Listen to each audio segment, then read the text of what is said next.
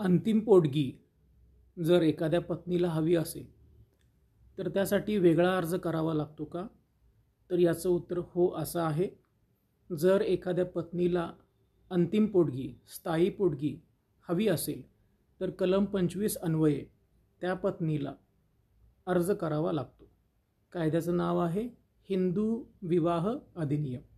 याचा अर्थ असा आहे की त्या महिलेचा घटस्फोट झाल्यानंतर तिला तिच्या नवऱ्याकडून एक स्थायी पोटगी, परमनंट पोटगी, अंतिम पोटगी ही मिळू शकते. आता प्रश्न असा येतो की हा जो अर्ज आहे, हा जर अर्ज आपण केला नाही कलम 25 अन्वये अंतिम पोटगी मिळण्यासाठी, तर न्यायालय स्वतः अशी तरतूद करू शकतं का? तर याचं उत्तर थोडंसं क्लिष्ट आहे, पण आपण असं म्हणू शकतो की जर पत्नीनं अंतिम पोटगी मिळवण्यासाठी अर्जच केला नाही तर तिला अंतिम पोटगी, घटस्फोट झाल्यानंतर पोटगी मिळणार नाही. पोटगीचे 2 प्रकार आहेत. एक आहे अंतिम पोटगी, जी तुमचा घटस्फोट झाल्यानंतर तुमचा मृत्यू होईपर्यंत तुम्हाला मिळते नवऱ्याकडून, आणि दुसरी पोटगी आहे घटस्फोटाचं कामकाज दाखल केल्यानंतर त्याचा निकाल लागेपर्यंत, त्याला आपण तात्पुरती पोटगी मिळतो. तात्पुरती पोटगी ही वेगळी, अंतिम पोटगी ही वेगळी. अंतिम पोटगी तुम्हाला हवी असेल तर तुम्हाला कलम 25 प्रमाणे अर्ज करावा लागतो. हा अर्ज कलम 25 प्रमाणे अर्ज अंतिम पोटगी मिळवण्यासाठी हा आपल्याला कधी करावा लागतो? तर हा अर्ज आपण कधीही करू शकतो. घटस्फोटाचं काम चालू असताना देखील करू शकतो किंवा घटस्फोट झाल्यानंतर देखील आपण हा अर्ज करू शकतो. कलम 25 प्रमाणे अर्ज कामामध्ये देखील देता येतो किंवा काम संपल्यानंतर देखील देता येऊ शकतो. पुढचा मुद्दा असा आहे की समजा एखाद्या पत्नीनं घटस्फोटाचं कामकाज सुरू असताना मला अंतिम पोटगी द्यावी, म्हणजे घटस्फोट झाल्यानंतर पोटगी द्यावी, अंतिम ठराविक काही असेल ती 5 लाख, 10 लाख किंवा काही हजार काही असेल ती, हा अर्ज जर त्या पत्नीनं त्या कामामध्ये केला नाही तर तो अर्ज त्या पत्नीला घटस्फोटानंतर करता येऊ शकतो का? तर याचं उत्तर हो असं आहे. कलम 25 अन्वये स्थायी पोटगी, परमनंट पोटगी, अंतिम पोटगी तुम्हाला जर हवी असेल तर तुम्ही घटस्फोटाचा निकाल लागल्यानंतर देखील ती पत्नी असा अर्ज करू शकते. याला काहीही बंधन नाही. न्यायालय असं म्हणू शकत नाही की घटस्फोट झाल्यामुळं तुम्हाला आता हा असा अर्ज करता येणार नाही. कलम 25 अन्वये एखादी पत्नी अंतिम पोटगीचा अर्ज त्याच कामामध्ये देऊ शकते जेव्हा ते कामकाज चालू आहे घटस्फोटाचं, म्हणजे घटस्फोट अजून झालेला नाही त्यावेळी देखील देऊ शकते किंवा घटस्फोट झाल्यानंतर देखील देऊ शकते. काहीही बंधन नाही.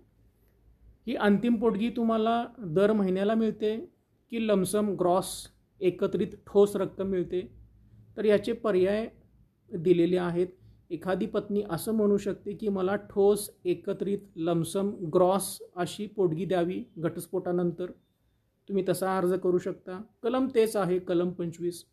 किंवा एखादी पत्नी असं म्हणू शकते की मला ठोस एकत्रित ग्रॉस लमसम अशी मला पोटगी नको, मला दर महिन्याला पोटगी द्यावी. तर तुम्ही दर महिन्याला देखील पोटगी मागू शकता. काहीही अडचण नाही.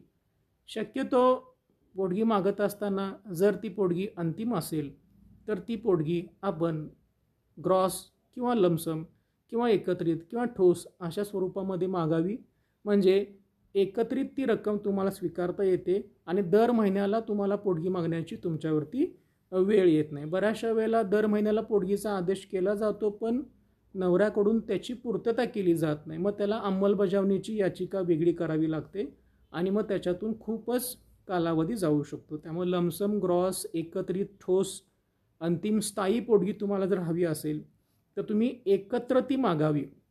भलेही ती तुम्ही त्या कामामध्येच तो अर्ज देऊन मागावी किंवा काम संपल्यानंतर मागावी, परंतु दर महिन्याच्या ऐवजी एकत्रित मागावी असं मला वाटतं. पण कोर्टाने, न्यायालयाने, कायद्यानं तरतूद अशी केलेली आहे की तुम्ही दर महिना देखील मागू शकता किंवा ठोस एकत्रित देखील मागू शकता. काहीही अडचण नाही. ही पोटगी देत असताना कोणकोणत्या गोष्टी विचारामध्ये घेतल्या जातात? तर पहिला आहे तुमची किती गरज आहे, त्या महिलेची किती गरज आहे. दुसरा आहे त्या महिलेची जगण्याची पद्धती, स्टँडर्ड ऑफ लिव्हिंग कसं आहे, त्या महिलेवरती किती लोक अवलंबून आहेत, त्या महिलेचं किती उत्पन्न आहे, नवरा किती रक्कम देऊ शकतो, नवऱ्यावरती किती लोक अवलंबून आहेत, नवऱ्याचं जगण्याचं स्टँडर्ड कसं आहे, पत्नीला जॉब आहे का, नवऱ्याला जॉब आहे का, पत्नीला जॉब असेल तर पत्नीला किती रुपये दर महिना मिळतात, नवऱ्याला दर महिना किती पैसे मिळतात. अशा अनेक गोष्टींचा आधार घेऊन ही कलम 25 अन्वये स्थायी पोटगी मागता येते. अशाही घटना आहेत की नवऱ्यानं बायकोकडं पोटगी मागितलेली आहे. तेव्हा कुणाचं इन्कम कसं आहे, कोण कुणावरती अवलंबून आहे यावरती या सगळ्या गोष्टी ठरत असतात. परंतु कलम 25 अन्वये तुम्ही अर्ज त्याच कामामध्ये जेव्हा ते काम सुरू आहे, अजून घटस्फोट झालेला नाही, त्यावेळी देखील करू शकता किंवा घटस्फोट झाल्यानंतर देखील तुम्ही करू शकता. काहीही अडचण नाही. त्यामुळं हा अर्ज करताना अतिशय विचारपूर्वक करावा, कारण या अर्जानुसार, या अर्जान्वये तुम्हाला जी पोटगी मिळणार आहे ती अंतिम पोटगी असणार आहे. त्यामुळे अर्ज करताना सर्व गोष्टींचा विचार करून हा अर्ज करावा. धन्यवाद.